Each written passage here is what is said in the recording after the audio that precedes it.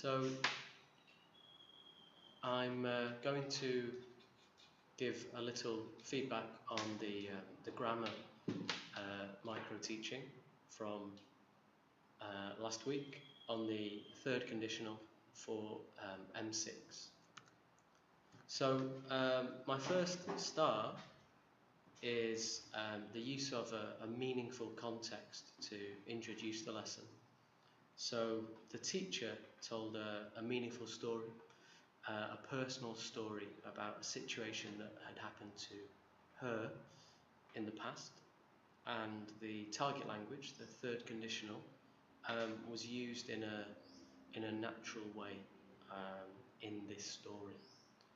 And telling a story like this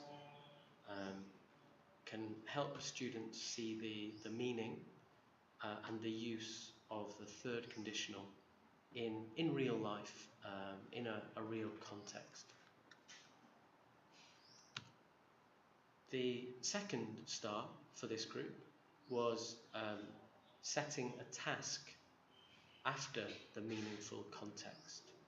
So this was a story, so it was a kind of reading and listening.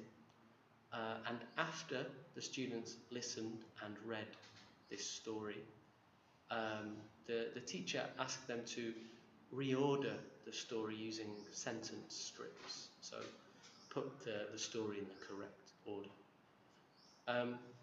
And I think this was a good idea, because I think it helps the students sort of get interested or get more interested in the story and focus on the meaning or the message in the story.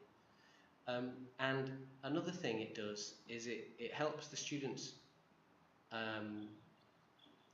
to look again at the language used in the story. So it's a kind of another opportunity to see the target language of the third condition. Okay, the next star is after the presentation, after the story, they delivered a very complete presentation stage.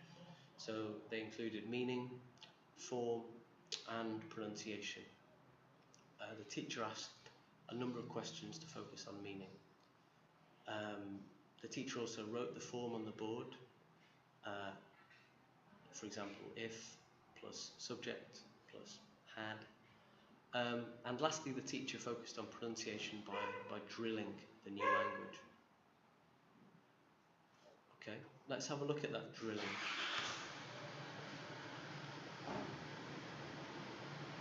So the teacher drilled the words, then the teacher drilled the phrase, and then the whole sentence. So beginning with wouldn't, we had wouldn't have, and wouldn't have cried, and the whole sentence, if he hadn't dumped me, I wouldn't have cried. So the teacher moves from word to phrase to complete sentence.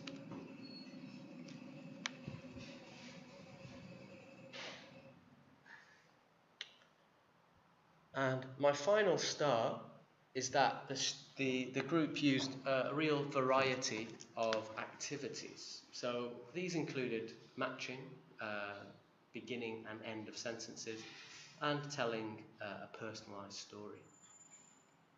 Okay.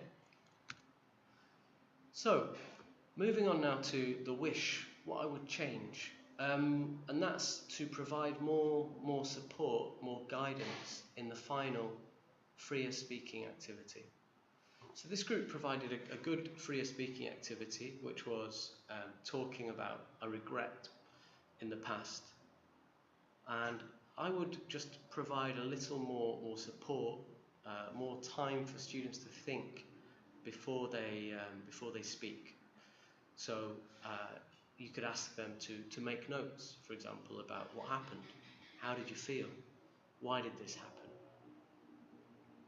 So let's imagine again we're thinking about, if he hadn't dumped me, I wouldn't have cried. So if they made some notes, they could say, what happened? Well, he phoned me and told me over the phone that he was dumping me. How did you feel? Oh, I felt really sad. I felt angry. And why did it happen? I don't know. And so when the students start speaking and say, oh, if he hadn't dumped me, I wouldn't have cried, then they can give some more information, more detail about their story. Okay? But overall, a really good job, so well done.